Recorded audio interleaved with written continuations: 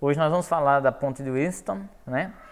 Alguns formatos dessa ponte, né? Como que ela tem essa característica, né? Na verdade, são circuitos que são formados por 4 resistores e dentre alguns ramos dos resistores tem aqui ligado um aparelho, um medidor de corrente elétrica também chamado de galvanômetro.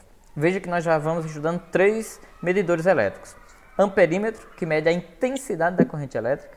Voltímetro, que mede a tensão elétrica, a diferença de potencial ou a voltagem.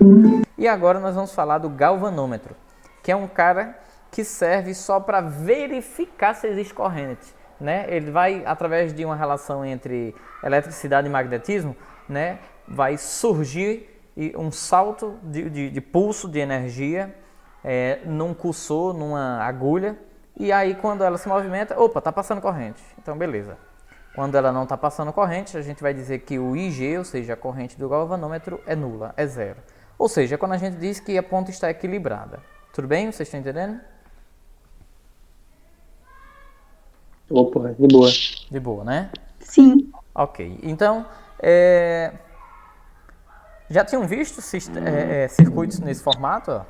São 4 resistores, dá a impressão de que esses dois estão em série, né? E de que esses dois estão em série. Mas como tem um fio aqui, né? E tem um equipamento, esse equipamento por si só, ele já tem uma resistência. Não é não? Todo medidor elétrico, todo equipamento tem uma resistência. Então, essa resistência, se eu não desprezar ela por si só já vai computar algo a consumir energia, tá bom? Mas se o ponto C e o ponto D forem pontos homólogos, não vai haver DDP.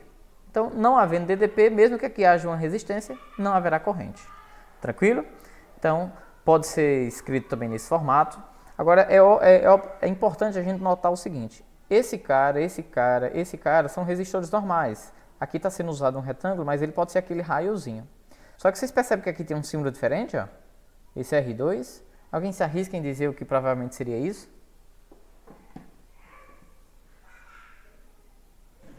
O R2, Sim, ó. Por que esse R2 tem um negócio aqui diferente nele, ó? resistor. Seria o fluxo das correntes ou não? Não, aí seria um reostato. Eu também disse que era tema da nossa aula de hoje, né? O famoso reostato, que é um equipamento que vai surgir, né, como resistência variável. Porque até a gente estudar as leis de Ohm, a gente aprende que os resistores são constantes, né? Os resistores são constantes, e não é à toa que eles são rômicos, né? Um resistor rômico, que obedece à lei de Ohm. Mas quando ele não é constante, é óbvio que ele vai ser variável, e aí ele passa a ser um reostato. Isso é muito comum, né, nos equipamentos ligados à temperatura, como aquecedores, chuveiros elétricos, que a gente tem a oportunidade de, através de uma chave, né, alterar o uso da sua resistência. Não é assim no chuveiro? Para inverno, verão e tal, uso maior resistência, menor resistência do equipamento. Tá bom? Então, a isso a gente dá o nome de reostato. Eu vou abrir um parênteses da nossa aula de hoje para falar um pouquinho sobre ela. Tá? Ok? Aí a pergunta é, então Edson, como é que se resolve isso aqui? Já que parece estar em série, mas por ter um fio aqui, né? E aí, vou fazer uma série, um paralelo, o que eu vou fazer? Vamos ver o que é que vai acontecer? Então aqui eu coloquei para mostrar a vocês de fato o que seria um galvanômetro, né? É um dos primeiros dispositivos que é utilizado para fazer uma medida de corrente, né? Trata-se apenas para perceber, né, uma pequena perturbação numa agulha produzida por a interação entre eletricidade e magnetismo. Olha aí, ó, dei uma ampliada, peguei um galvanômetro bem, como é que eu posso dizer, detalhado para vocês verem, né? Aqui é um ímã de polaridade norte e sul, aqui é uma bobina. Vocês depois vão ver que a interação entre campo magnético e uma bobina vai gerar um tipo de corrente elétrica, girando em algum formato. Depois vocês vão entender isso. E aí, como isso vai girar, vai fazer com que essa agulha que está presa a esses eletrodos aqui, elas se movimentem. E aí, se ela movimenta, ela mostra que está tendo corrente. Tá bom? Tudo bem? Mas a gente não vai se deter muito a magnetismo agora. Isso vai vir mais para frente. Posso avançar? Pode sim, tá boa. Então vamos lá. Vamos explicar por que uma ponte de Weierstrass ela precisa estar em equilíbrio, ou quando ela não estiver em equilíbrio, como é que eu também vou resolver, né? Então, você percebe que a corrente elétrica, a corrente elétrica, quando ela vem aqui, ela se divide, porque o A... Opa, alguém chegou? Não, caiu. Ah, voltou, né? Beleza. Quando a corrente passa pelo nó A, ela se divide, né? Ela se divide. Aí aqui ela vai passar direto, porque aqui não vai ter corrente, né? Aqui ela vai passar direto, ela vai se reunir em B e vai dar continuidade. Tá bom? Mas a nossa pergunta é a seguinte. O valor de R1 é um valor conhecido, o valor de R2 é um valor conhecido, o valor de R3 é um valor conhecido, o valor de Rx é sempre aquele valor desconhecido, que é o do reostato. Como que eu faço para calcular esse valor? Eu uso uma série? Eu uso uma paralela? Já que eu ainda estou falando de associação de resistor? Não, minha gente. Olha o que a gente vai ter que fazer. Vocês não tenham medo disso. Isso aqui já é adiantando um pouco, que seria a lei das malhas, proposta por um cara chamado Kirchhoff. Ele só vem dizer o seguinte, esse símbolo, todo mundo sabe o que é, né? O símbolo do somatório. Eu vou pegar um monte de coisa e sair somando. O quê? Eu vou sair somando a DDP do trecho todinho ADC. Vamos encontrar onde é que fica isso? ADC é realmente um circuito fechado que forma uma malha, tá bom? Eu acho que na nossa próxima aula, ou nas nossas próximas, eu já vou ter que trazer logo essas leis, né, de Kirchhoff, todas detalhadas, para a gente não ficar mencionando elas sem saber delas passo a passo, né? Então, uma malha, né, é um ambiente fechado, como se fosse um polígono. Então, ADC não é um ambiente fechado, então é como se fosse assim, olha, a DDP consumida todinha aqui dentro, dá quanto? Bom, eu sei que o somatório dela tem que dar zero. Por que tem que dar zero? Minha gente, na natureza nada se cria, nada se destrói, não é assim? Então, se isso aqui é uma energia, a soma de tudo isso tem que ser zero. Tudo que vai ser gerado por um gerador tem que ser dissipado e consumido por seus aparelhos elétricos, suas resistências, não é não? Ah, beleza. Eu vou fazer o seguinte, se vocês quiserem eu explico esse passo a passo, tá? Se vocês quiserem eu explico esse passo a passo. Se não, eu posso avançar para cá, mas é porque senão vocês não vão entender, né? Deixa eu explicar. É o seguinte, preste bem atenção, quando a gente calcula DDP, não sei se vocês lembram que eu dizia, olha, eu vou atribuir aqui um fio terra, um 0 volts, e vou andar com a DDP para mim quando chegar aqui mostrar a vocês que vai dar zero. Vocês lembram que a gente fez isso uma vez em alguns circuitos? A gente atribuía um valor e saía andando no circuito para quando chegar lá esse valor bater. Vocês lembram disso? Sim, lembra. Só tá eu e tu agora. Pronto. Então, vamos começar de novo a fazer esse procedimento. Quando eu ando a favor da corrente elétrica, na hora que eu passar por uma resistência, parte da energia dissipada vai ser atenuada. O que é isso? Parte da DDP já fica pelo meio do caminho. Que é como se dissesse assim, aquela mãe que tem não sei quanto de energia, vai passar pelo filho, atende às necessidades dele e perde um pouco de sua energia. E aí ele vai passar pelos próximos filhos e vai deixando sua energia todinha, para que no final, né, ela se reabasteça e esse movimento seja cíclico. Continue, de retroalimentação. Ah, beleza. Então, menos I2 vezes R2, eu não sei se vocês lembram o que é isso, mas isso é a DDP, não é não? U é igual a R vezes I, correto? U igual a R vezes I. Por que aqui está negativo? Porque eu estou indo a favor da corrente. Quando eu ando a favor da corrente, a DDP fica negativa. Alguém caiu de novo, né? Eu acho que agora foi Fernanda. Bom, mas eu vou em frente, viu? Então, menos I2 vezes R2, mais. Avançando pelo fio do galvanômetro, chegar aqui, eu posso até ter a resistência do aparelho, mas eu não tenho corrente, não é não? Tá, continha eu vou fazer de novo, a mesma coisa. O IG vezes o R do G. Como o IG é zero, essa conta todinha dá zero. Entendem por que aqui tem um zero? Posso avançar, né? Por que o IG é zero? Não entendi. A pergunta? Por que o IG é zero? Porque eu estou propondo que a ponta esteja equilibrada. Para ela estar equilibrada, não vai passar corrente aqui por dentro. Tá? Certo. Beleza? Beleza. É como se eu dissesse assim, ó, C e D são pontos homólogos, têm o mesmo equipotencial, o mesmo potencial. Então, Se eu passo por aqui, a DDP daqui não é consumida nada, zero. Ah, quem caiu de novo, né? Ela entrou. Ah, foi a Fernanda que chegou, né? Então, avançando... Veja que agora, para mim voltar para A, eu vou pegar a corrente na contramão, né? Não, ó. Tô pegando a corrente na contramão. É fácil de saber. Quando eu andei a favor da corrente, eu subtraí. Quando eu andar a favor da corrente, o que é que eu vou fazer? Vou somar. Né? Então, eu estou fazendo um somatório de todos os U's possíveis. Quem seriam esses U's possíveis? O U daqui, o 2, tá? Mais o U daqui, que é o U do G, o U do G dá 0. Estou fazendo isso porque estou, mas nem precisa mais, né? Mais o U daqui. Quando estou passando na contramão, eu pego esse resultado positivo. Tá vendo que eu estou somando? Eu estou fazendo realmente a soma de todos as DDPs. É porque, então, a favor do fluxo de elétrons... A favor do fluxo, possível. preste atenção. A favor do fluxo de elétrons. na verdade aqui na questão é o de elétrons mesmo. Tem razão.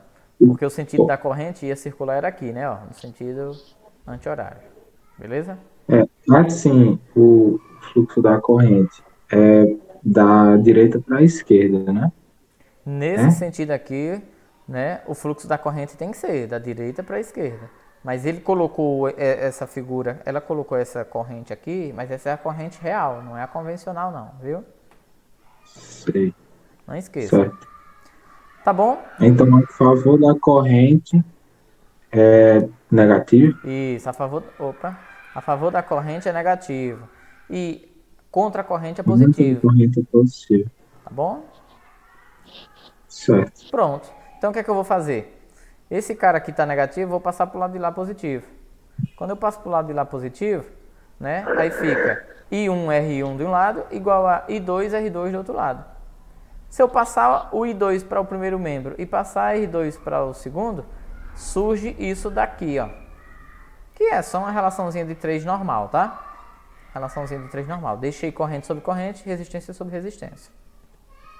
Faz-se o mesmo procedimento, que eu não vou fazer mais para a gente não perder mais tempo, que vocês já entenderam como funciona. Faz o mesmo procedimento para essa outra malha daqui de baixo, ó.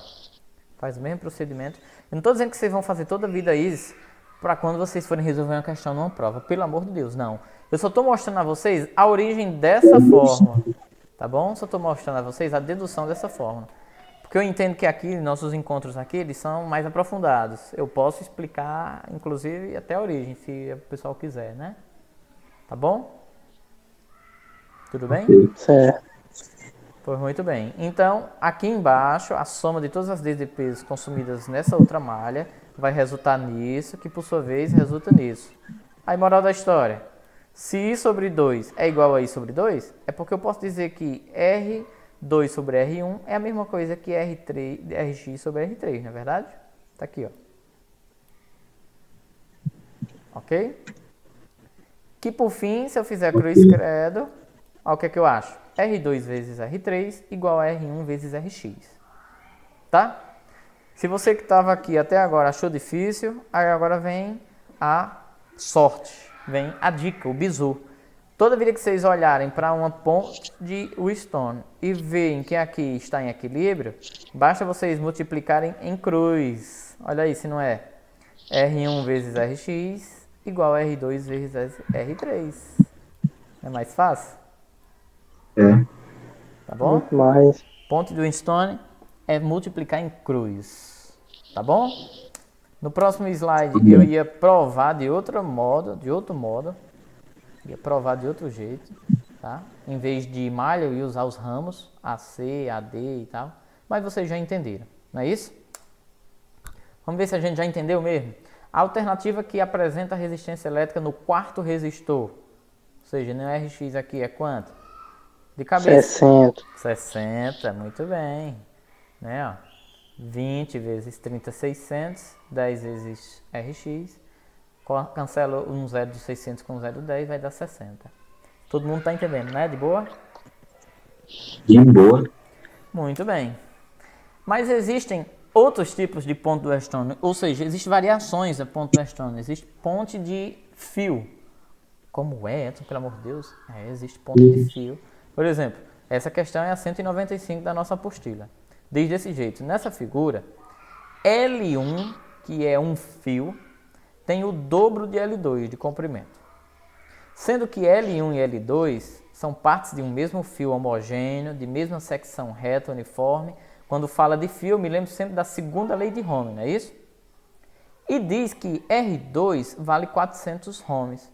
Então, sabendo que por esse galvanômetro, olha o símbolo de um galvanômetro também, tá? Por esse galvanômetro aqui, né, não passa corrente. Opa, se não passa corrente, a ponta está equilibrada. Qual seria o valor de X? Alguém se arrisca? Será se vale aquela mesma fórmula? O que é que vocês acham? Acho que vale, mas primeiro tem que construir aí direito. Tem que construir realmente alguma coisa, porque agora está relacionado a fio, né? Então vou mostrar para vocês o seguinte, eu vou chamar o fio 1 de resistência 3 e o fio 2 de resistência 4. Mesmo sendo feito do mesmo material, mesma secção, mas quanto maior um fio, a gente aprendeu que quanto maior um fio, maior a resistência, não é assim?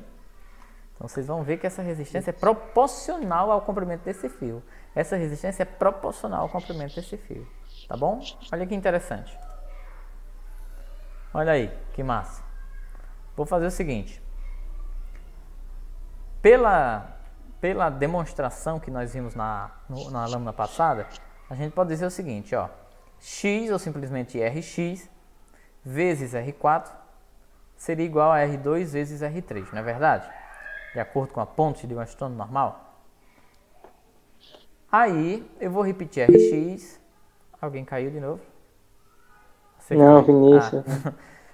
Aí agora, em R4, ó, quem é R4? É um fio. Resistência aplicada a fio, filiforme. Eu aplico a segunda lei de Ohm, lambda vezes L sobre A, que é igual a R2, que é um valor conhecido, vezes R3, que é um fio que se aplica para calcular a resistência de um fio, segunda lei de Ohm.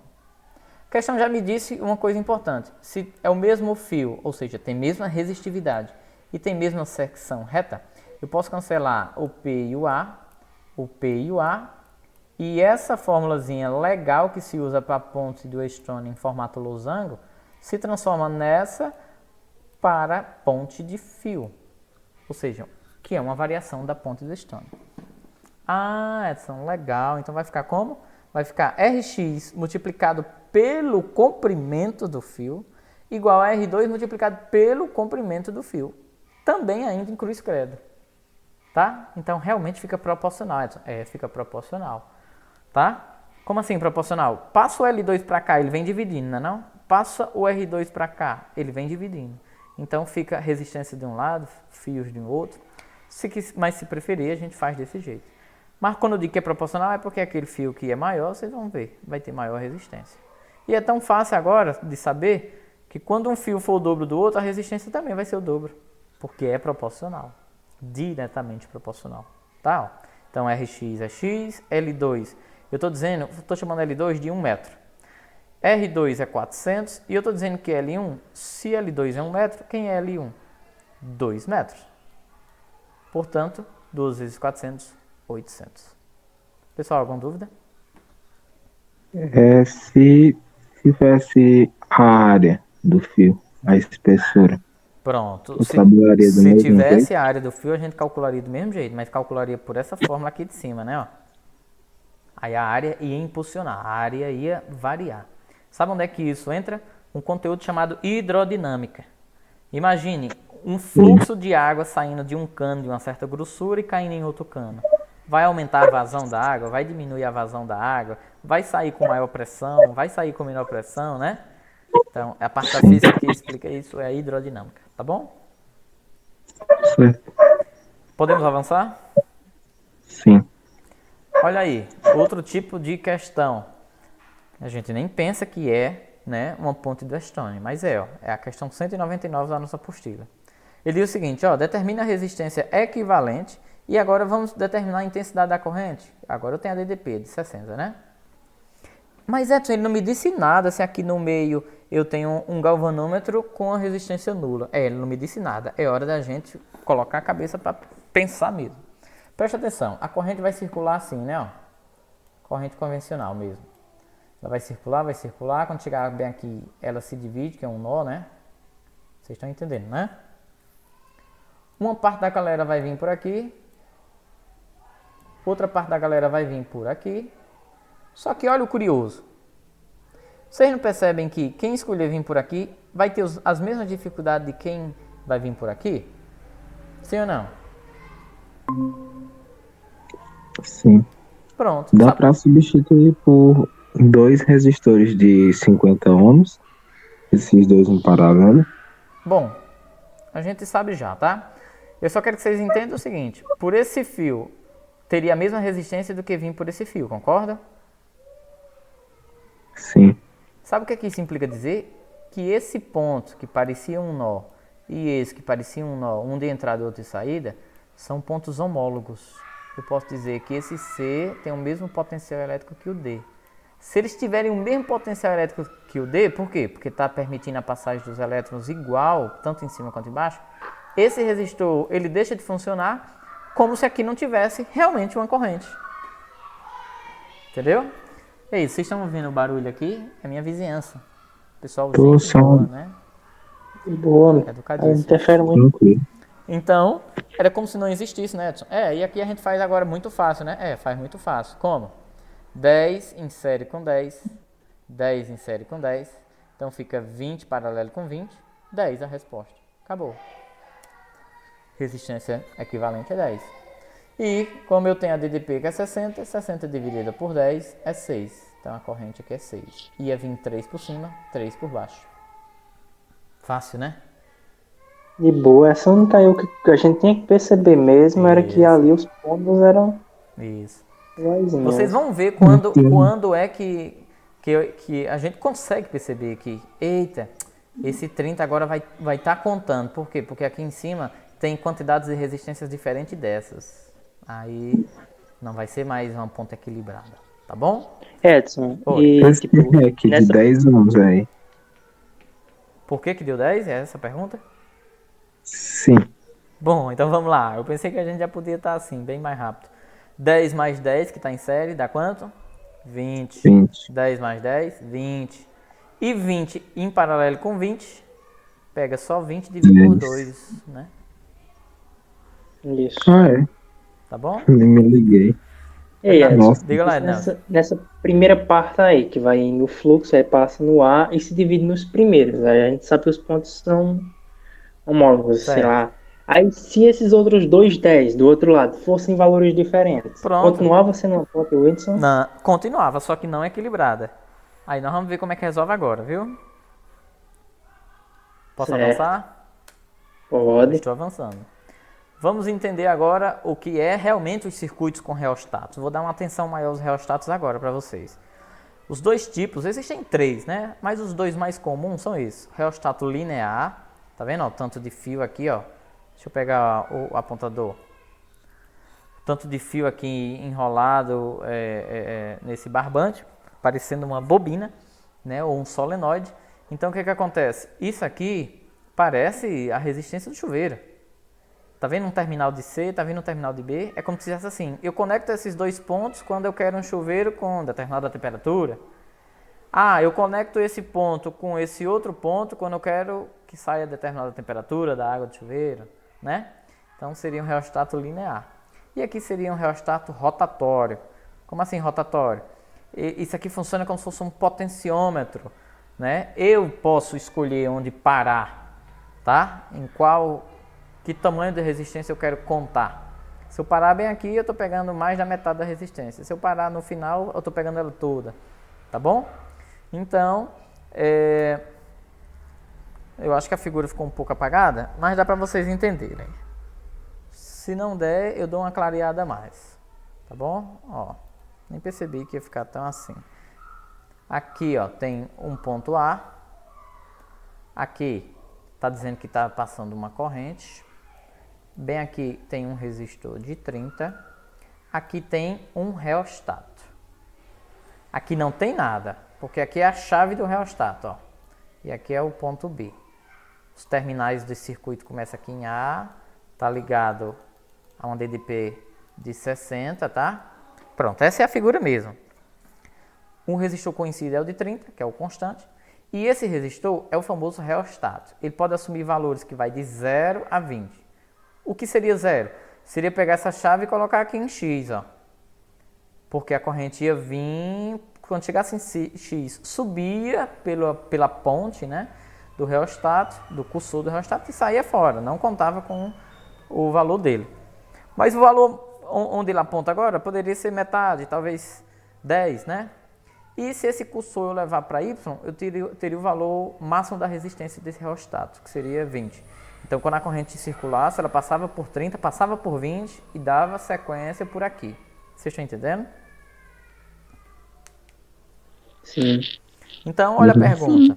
Determina a intensidade da corrente que atravessa o resistor de 30 quando o cursor do reostato é colocado, primeiro, em X. Muito fácil. Quando esse cursor é colocado em X, a DDP vai alimentar só esse resistor. Então a corrente até de cabeça a gente sabe, 2, né? 2 vezes 30 vai dar o U 60. Por que, Edson? Porque a corrente já vem, diz que o cursor está em X, né? Na letra A. Então ela vai pegar o cursor e passar direto, né? Não passa pelo resistor, né? Pelo valor do reostato. Então o valor de A, 2, né? E o valor de B? Quando o cursor está em Y. Quando ele está em Y é o contrário, quando eu tenho o máximo, né? Então, 30 mais 20, que eles estão em série, dá 50. Se eu dividir 60 por 50, dá 1,2. Então, a corrente cai muito, né? Cai muito. Por quê? Porque agora tem mais resistência. Então, isso aqui é o que explica o funcionamento lá dos chuveiros, né? Quando eu quero ter menos temperatura, eu tenho menos intensidade de corrente. Então, eu coloco um monte de resistor. Quando eu quero ter muita temperatura, aí eu coloco menos resistor. Tá certo? Então, na letra A eu tinha, né, maior temperatura, se isso fosse um chuveiro, e em Y eu tinha menor temperatura, porque eu tinha mais resistência. Tá bom? Mas eu resolvi, ó. Para quem gosta das continhas bonitinhas, né? Então tá aí. Dá para vocês compreenderem? Tal qual fizemos mentalmente. Sim. É fácil, né? Dá sim. Beleza. Aí. Agora, vamos fazer uma questão com o reostato de pontos, que é o reostato, né, rotatório. Ó, tem os resistores tudinho aqui, porque eles são de outra cor. Olha o que eu fiz. Quando eu coloquei aqui, eu botei tudo em preto e branco. Aí esse cara, quando é de outra cor, ele não sai, né? Mas, ó, ele é bonitinho assim. Aí aqui tem um ponto. Aqui tem um ponto C. Aqui tem outro ponto. E cada terminalzinho desse tem um ponto. Cada terminalzinho desse tem um ponto. Que é onde a agulha do reostato vai tocar. Então, o terminal A e B do circuito, eles estão conectados, ó, a 4. Se eles estiverem conectados a 4, o que acontece? A corrente entra aqui, ó, em 6, passa pelo primeiro, passa pelo segundo, volta por 4, por C e volta para B. Concorda? Cada resistorzinho desse é de 10. Então, olha que questão fácil. Qual a resistência elétrica do reostato quando a chave C está ligada no ponto 4? Olha, quando ela está ligada no ponto 4, o REC é 20, né? 10 mais 10. Tá bom? Se isso for um chuveiro, talvez aqui dê uma temperatura, né, de uma água bem quente, talvez.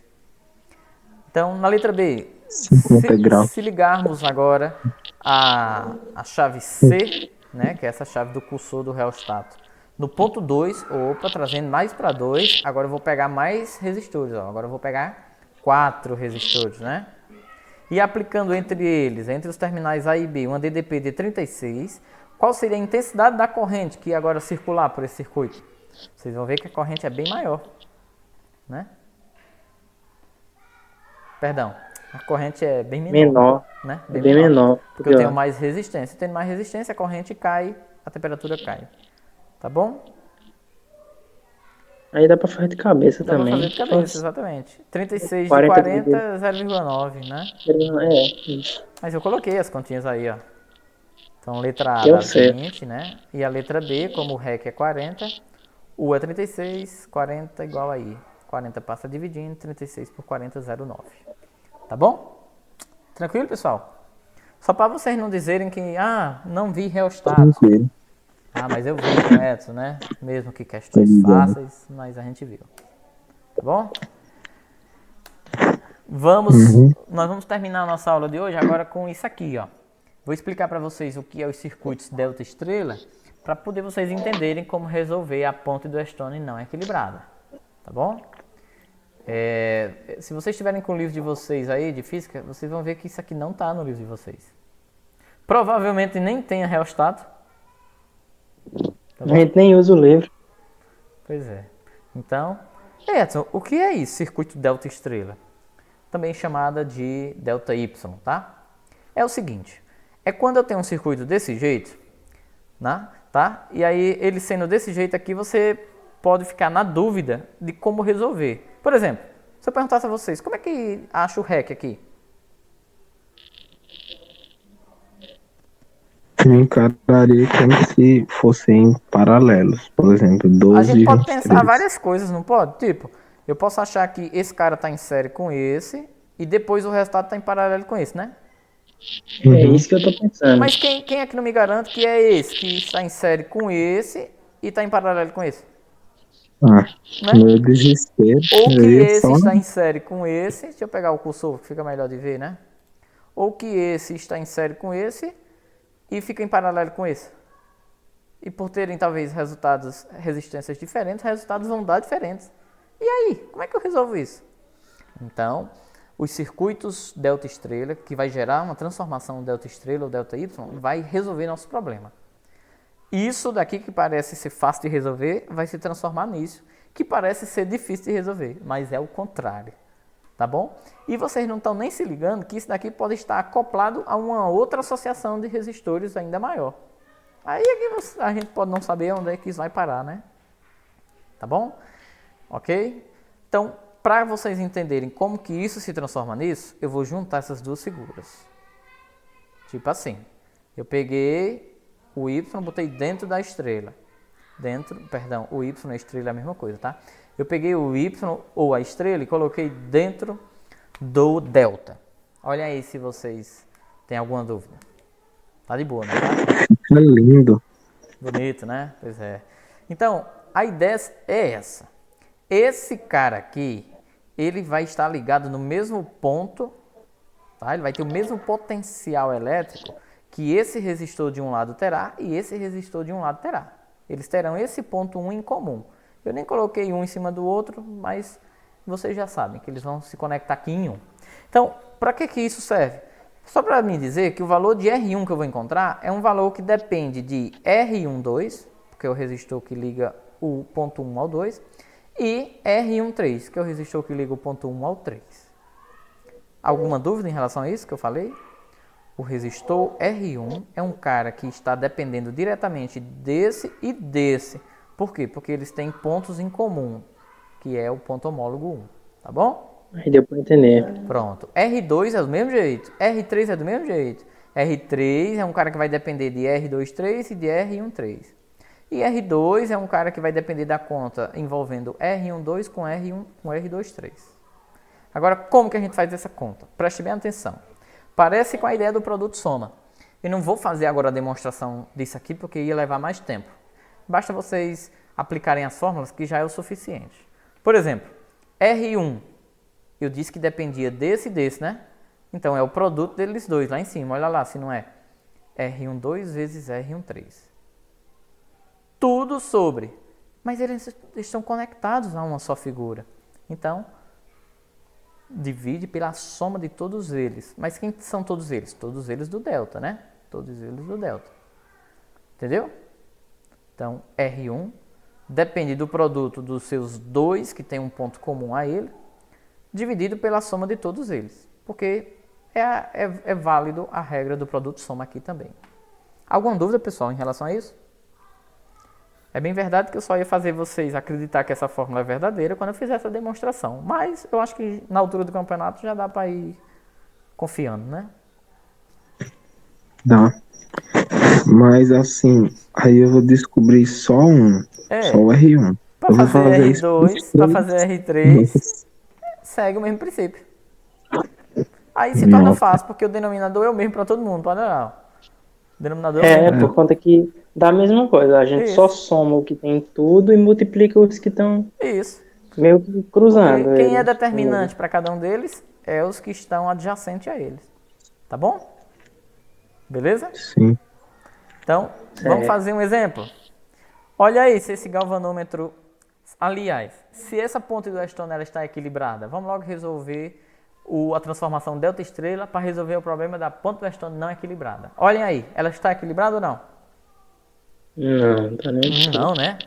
4 vezes 2 é bem diferente de 3 vezes 5. E aí ele diz, ó, esse galvanômetro é um cara que tem resistência 6, né? Pois é, então eu vou ter que contar com isso, né, Tom? Vou ter que contar. Então, como é que a gente resolve isso? Simples. Vocês conseguem perceber que desse lado eu tenho um delta? Desse lado eu tenho um delta. Como também desse lado eu tenho um delta. Aí eu escolho qual dos dois deltas eu quero transformar numa estrela. Eita, que negócio bonito. Só vai transformar numa estrela? É, que a gente transforma. Quem não tem talento em estrela, né? Então, como é que a gente vai fazer? Vou pegar esse direito aqui. Aí vou dar uma rotação nele de 90 graus no sentido anti-horário, tá bom? 90 graus no sentido anti-horário. Vou dizer que aqui é o 1, que aqui é o 2 e que aqui é o 3. Então, esse 6 é o daqui. Estou botando a resistência agora para ele. Esse 5 é esse e esse 2 é esse, tá bom? Tranquilo, pessoal? E eu quero transformar ele em quê? Quero transformar ele num Y, numa estrela. Como que eu faço isso? Muito fácil. R1 é o resultado de 5 vezes... Até de cabeça já dá para ir sabendo os resultados, ó. R1 é o resultado de 5 vezes 2, 10, sobre 5 mais 2 mais 6, que no caso é 13, né? Então, já achei R1, 10 sobre 13. Eu acho que 0, alguma coisa, 0,77 eu acho. Mas vamos, eu fiz essa continha para vocês verem. Peguei os dois, né? Então tá aqui, ó. R1 é o resultado desse vezes esse sobre a soma de todo mundo. Então tá lá, ó. 5 vezes 2, 10 sobre 13, 0,77. Faz a mesma coisa para R2, faz a mesma coisa para R3. Eu não vou precisar fazer porque na altura do campeonato a gente já desenrola isso, não é não? Vocês já estão compreendendo. Tudo bem? Sim. Tudo, tá bom. Aí agora a gente faz pro outro lado. Oi? Não precisa fazer para o outro lado não, porque essa figura já vai ficar fácil de se resolver. Quer ver, ó? Eu montei a figura, ficou um pouco estranha, mas eu montei a figura como ela ficou, ó.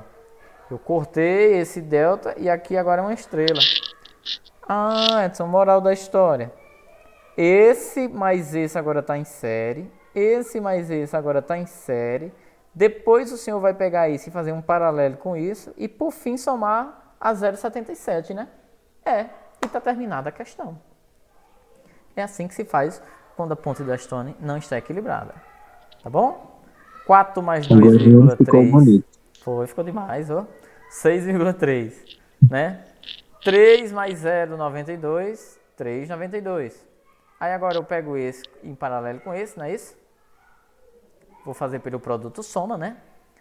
6,3 vezes 3,92 sobre 6,3 mais 3,92. Fazendo essa continha, galera, vai dar 2,41. Por fim, eu faço uma série com 0,77. Isso dá 3,18. Seria a resistência equivalente, né, para esse circuito, agora que é uma ponte não equilibrada. E isso é feito através da transformação delta-estrela.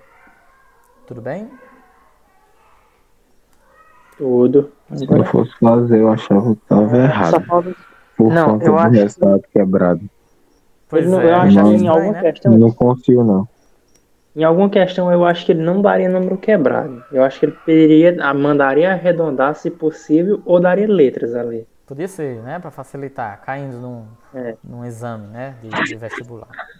Pô, muito bem, pessoal. Esse era o tema da nossa aula de hoje. Falamos, né? Do reostato, da ponte de Winston. E, seja ela equilibrada ou não, entrando em transformação delta-estrela. Tá? Eu espero ter ajudado a vocês aí, contribuído. E vamos ficando por aqui até o nosso próximo tema. Eu acho que o próximo tema, aí sim a gente já entra em potência elétrica, energia elétrica, para poder dar sequência em geradores e receptores. Tá bom? Ótimo.